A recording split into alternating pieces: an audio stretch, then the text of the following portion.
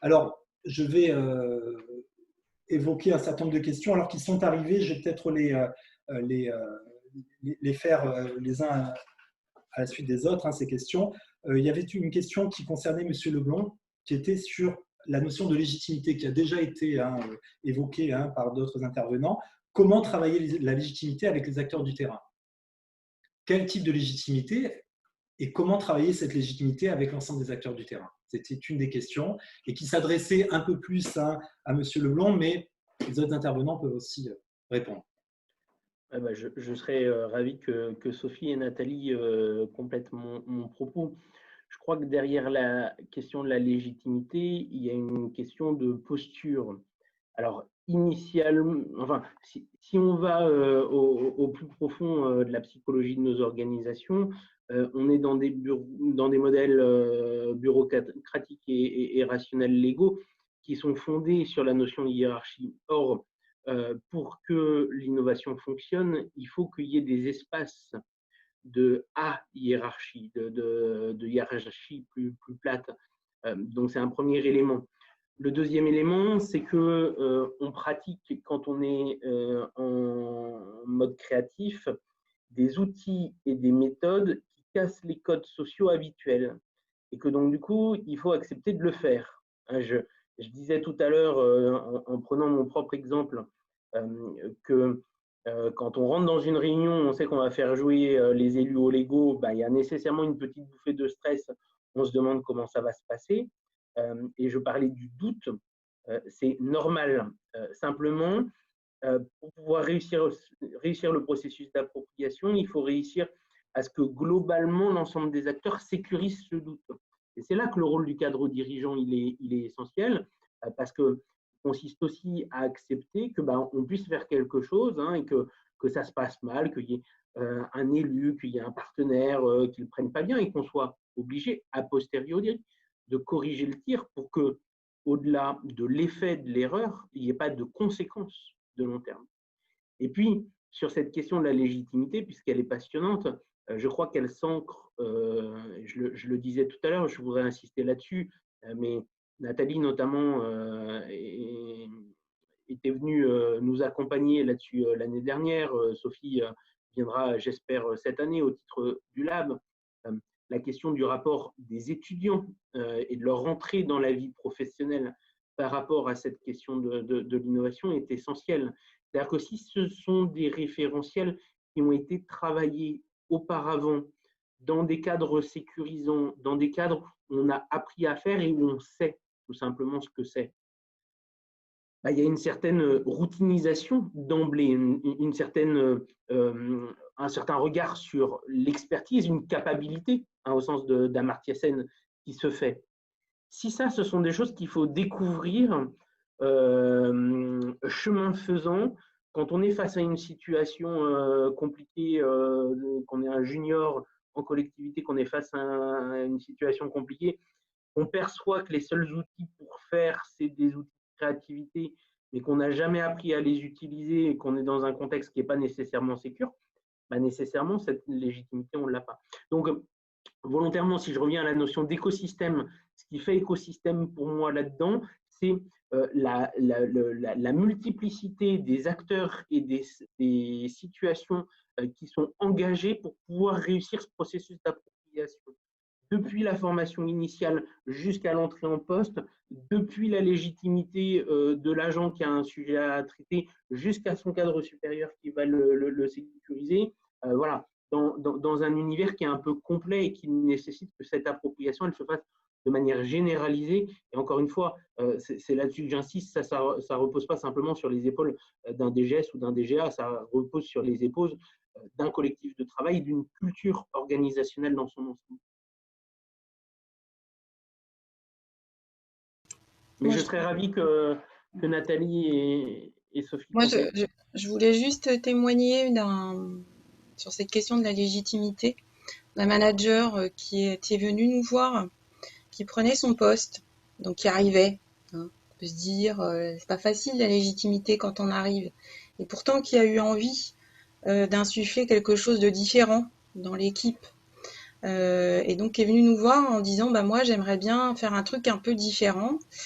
Il a donc cassé ses codes dont parle Gwenaël là. On a mis en place des techniques de créativité pour construire son projet de direction en fait. Et j'allais dire, il a gagné en légitimité avec ce parcours qu'on a fait en l'accompagnant sur ce chemin-là et en mettant dans l'inconfort son équipe. Parce que, comme je le disais tout à l'heure, bah, c'est une nouvelle façon de faire. Qu'est-ce qu'elle fait la dame là? Pourquoi elle nous fait faire ça? C'est bizarre. Et je peux vous dire en tout cas que lui, il a gagné en légitimité avec cet exercice-là dans la durée et que pour le coup, la légitimité, il l'a gagnée en, en emmenant l'équipe sur ce parcours-là. Voilà. Merci. Une question qui s'adressait plutôt à Madame Bretagne, mais en fait, bon, ça aussi, ça a trait aux interventions qui ont eu lieu. C'était sur l'évaluation des petits pas. Il y avait une question sur en fait quel progrès, comment vous mesurez, comment on mesure en fait ces progrès quand c'est vraiment de l'incrémental. Et la deuxième question qui concerne aussi la notion d'écosystème, c'est comment se crée un réseau informel sur la base du volontariat. C'est ça aussi, c'est ces notions d'écosystème et de partenaires, et comme les ambassadeurs, comme nous on utilise dans le cas des comment on arrive à mobiliser ces acteurs? Est-ce que c'est du volontariat? Comment? Voilà. Donc, difficulté aussi de gouvernance ou d'implication. Je vais commencer par la deuxième question du coup. Quand on a commencé à structurer l'offre de service, je vous ai parlé donc du groupe projet qui a été initié. Le choix a été fait de ne pas nommer, on va dire, de force des personnes, parce que pour nous, c'était vraiment le risque voilà, de casser la démarche, avoir des personnes pas forcément convaincues, impliquées. On s'est dit que justement, il fallait qu'on commence par des personnes qui étaient moteurs dans la démarche, même si après, quand on allait dans un rythme plus routinier de la démarche, l'objectif, c'était justement d'amener vers nous des personnes beaucoup plus sceptiques. Donc, très concrètement, je crois aussi que ce matin, on en parlait au niveau de la formation. Il peut être intéressant une collectivité de repérer, par exemple, les personnes qui ont pu suivre des formations sur l'innovation publique, sur la transversalité, sur des méthodes créatives de management. Ça peut être un bon levier pour repérer des personnes qui, de leur côté, j'ai envie de dire, se sont un peu formés, ont été un petit peu curieux. Donc, ça peut être une piste de regarder un petit peu ces personnes-là. Nous, on avait aussi ciblé les agents qui avaient participé aux universités de l'innovation publique qui sont organisées chaque année par le CNFPT. De la même manière, ça nous a permis un petit peu de repérer des personnes qui étaient, on va dire, qui étaient déjà dans cet état d'esprit. Donc, voilà, il est quand même intéressant de partir de personnes convaincues, donc d'essayer de les repérer au sein de la collectivité, de leur en parler. Et justement, ces personnes seront un peu les ambassadeurs dans le quotidien. Enfin, en tout cas, nous, c'est comme ça qu'on a vu les choses. Après, sur la mesure des progrès, justement, dans notre démarche à petits pas, c'est quelque chose qu'on doit encore, des outils qu'on doit encore objectiver et construire. Après, ce qui était vraiment pour nous fondamental, c'était de pouvoir, ce que je disais, donc importer en fait des techniques dans les services. Et donc, on peut le mesurer, enfin, on l'a mesuré très concrètement le jour où on a eu un groupe projet. Donc, on n'était même pas sur un manager, on était vraiment sur un chef de projet opérationnel qui a de lui-même utilisé le kit mis à sa disposition pour un projet, sans forcément sa hiérarchie qui l'avait poussé à le faire. Donc voilà, pour l'instant, on mesure à des initiatives comme cela, mais c'est quelque chose qu'on doit encore structurer. Donc peut-être que mes collègues ont pu développer des outils d'évaluation là-dessus. Alors nous, c'est pas formalisé en tant que tel. Par contre, on a les mêmes, c'est-à-dire que c'est la montée en puissance de la demande de formation, en fait, de gens qui téléphonent en disant mais moi je veux me former, moi je veux faire ci, je veux faire ça, je veux faire comme toi, ça j'en ai plein. Moi je veux faire le même métier que toi, ça j'en ai plein. Donc ça c'est aussi un indicateur. Et puis comme on a des facilitatrices aussi dans la collectivité qui appartiennent à chaque DG, en fait, qui sont dans chaque DG, en fait, on constate à certains endroits qu'elles ont une montée en charge de leur activité. Donc c'est plutôt en fait par la demande sur ça peut être sur l'évolution d'une politique publique où elles sont mobilisées pour faire du collectif, de la co-construction. Donc, mais on ne le mesure pas, on n'a pas des indicateurs, voilà, mais c'est sûr, il faudrait qu'on le fasse. Ouais. On n'avait pas là en fait. Voilà. D'accord. Il y avait une autre question, d'autres questions, et peut-être qui s'adresse à moi aussi. Il y a une question qui s'appelle, enfin, qui portait sur est-ce qu'il existe une stratégie globale hein, d'innovation qui permettrait l'appropriation. Alors, il me semble de ce qu'on a vu hein, et de ce que j'ai présenté, c'est pas une stratégie globale, mais après, il y a soit des principes, il y a aussi des outils, il y a des systèmes de management qui favorisent cette appropriation. Et l'idée, je pense que c'est vraiment cette notion de collaboration, d'implémentation, d'expérimentation, de retour entre l'usager et puis le service. Alors, et sur ce point, je voudrais vous poser une question parce que ce thème des laboratoires d'innovation, c'est un thème de recherche que l'on a actuellement. On est en train d'étudier un certain nombre de labs pour essayer de comprendre comment ils fonctionnent, comment on crée l'innovation au sein de ces labs. Et il me semble que je l'ai retrouvé dans vos communications, un des problèmes principaux, ce sont des problèmes plus opérationnels que l'on a vu. La difficulté pour ceux qui sont dans ces labs de revenir après. Pourquoi? Parce qu'ils fonctionnent dans un cas, dans un contexte qui est totalement différent de leur fonctionnement habituel. Ils sont parfois mal perçus par les autres pour le temps qu'ils passent dans ces labs. D'autre part, c'est vraiment des problèmes très pratiques, mais qu'expérimentent hein, les labs. Le fait aussi que ce travail d'innovation, il s'ajoute à leur travail au quotidien, qui lui ne diminue pas. Donc ça veut dire qu'ils gèrent, la notion d'ambidextrie, elle est très compliquée à gérer. Pourquoi? Parce que leurs contraintes quotidiennes se maintiennent. Donc, je ne sais pas si vous avez vu ces différents éléments, et d'où le problème que vous évoquiez, qui est un des gros problèmes, c'est qu'on innove, mais comment on réimporte, comment on diffuse après l'innovation au sein de l'organisation.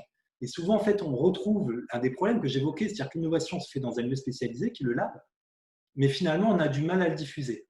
Alors, je ne sais pas si vous avez vu ces problèmes, si vous avez rencontré, il y a des problèmes très opérationnels et après des problèmes de diffusion de l'innovation au sein de l'organisation. Et au fait que tout le monde n'est pas sensibilisé de la même manière et que, alors j'en arrive au point final, j'ai l'impression qu'un des déterminants de l'innovation, vous avez évoqué, c'est qu'avant d'innover au sein de ces labs sur des services spécifiques, des produits spécifiques, c'est d'abord la culture d'innovation qu'il faut modifier en amont. Il y a tout un travail de modification de la culture d'innovation au sein des organisations publiques. Je ne sais pas si vous voulez réagir sur ces problèmes, ces difficultés à innover au sein de ces labs. Alors, sur la question de la charge de travail qui vient s'ajouter, ça c'est vrai. En tout cas, nous, c'est le cas. C'est-à-dire que ça peut poser souci. Mais maintenant, moi, ce que j'ai fait en tout début d'année, puisque ce sont les facilitatrices du lab hein, qui ont aussi ce rôle de diffuseur, d'ambassadeur. Moi, j'ai rencontré chacun de leurs managers en début d'année et on a défini une annexe à leur fiche de poste avec la charge de travail que ça représentait. Et j'ai négocié cette charge de travail avec chacun des managers, puisqu'ils ne sont pas que facilitateurs, souvent ils ont une autre activité. Donc, c'est quelque chose qu'on négocie en début d'année au moment de l'entretien d'évaluation et qu'on revoit à mi-année si nécessaire. Voilà. Mais j'ai eu peut-être 2 défections sur la quinzaine de facilitatrices, parce que c'est surtout des femmes, qui ont dit non, c'est plus possible, on la charge là, c'est plus possible.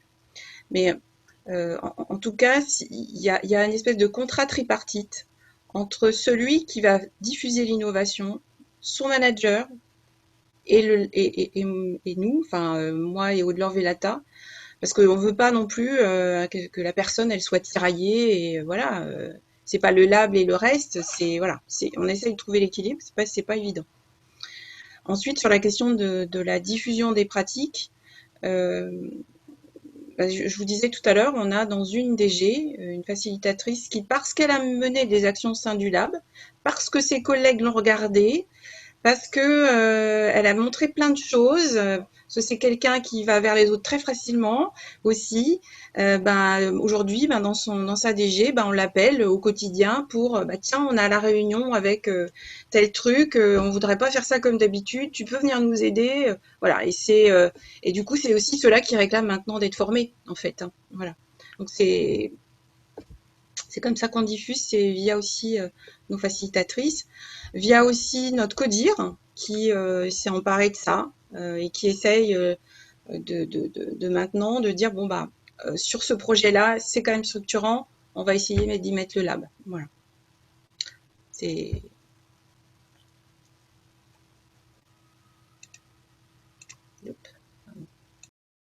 Micro.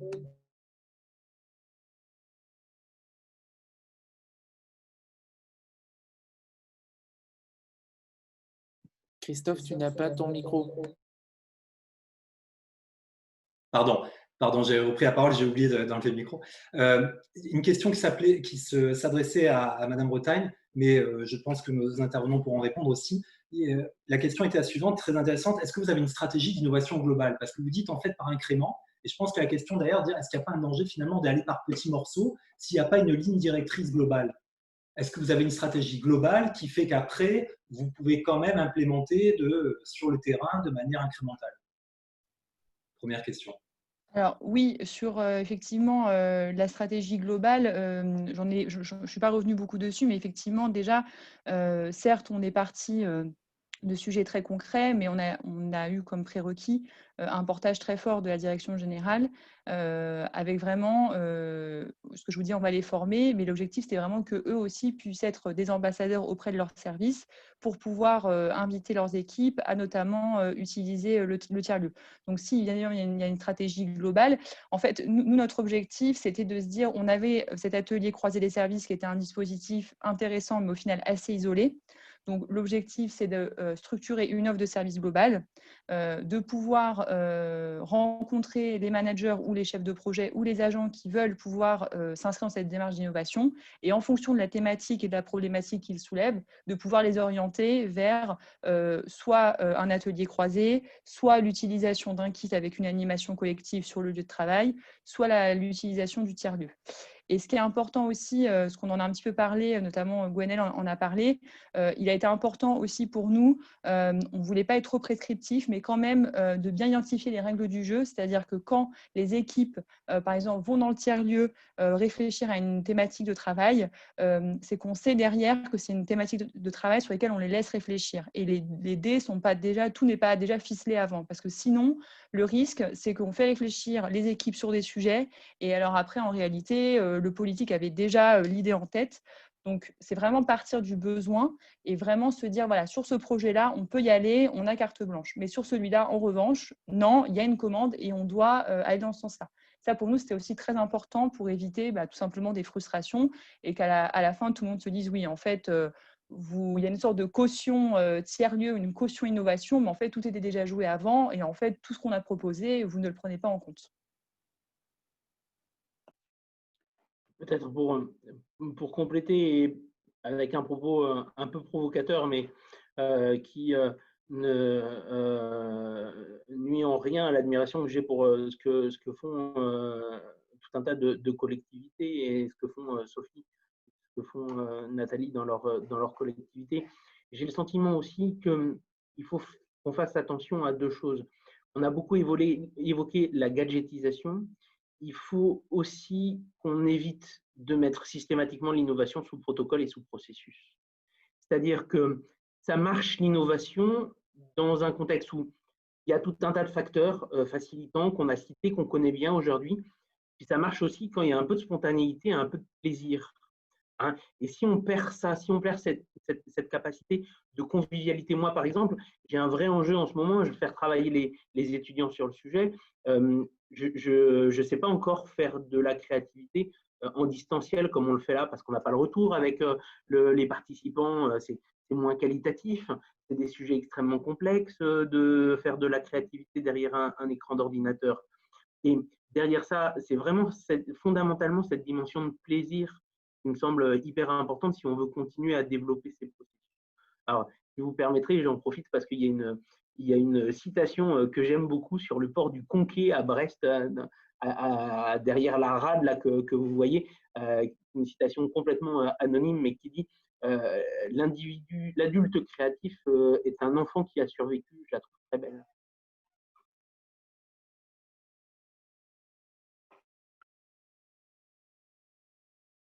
Il manque votre micro, Christophe. La question que vous posiez tout à l'heure, j'étais un peu moi-même provocateur en disant, c'est vrai qu'il faudra se poser la question aussi de l'injonction d'innovation. C'est-à-dire que l'innovation, ça peut être anxiogène aussi, être toujours en phase de changement, d'exigence de changement.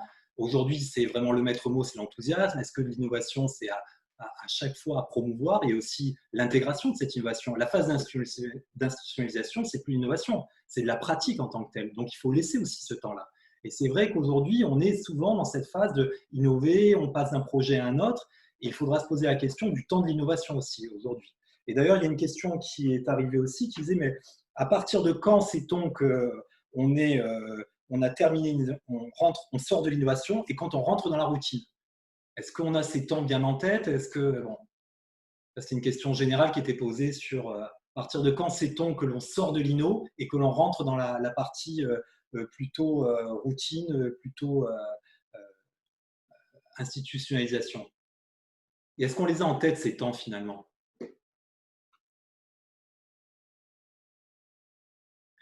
Je posais la question là, mais c'est vrai qu'aujourd'hui, on est plutôt dans la première phase, celle d'innovation. Mais après, toute cette phase d'appropriation, justement, est-ce qu'aujourd'hui, elle est intégrée dans les collectivités locales?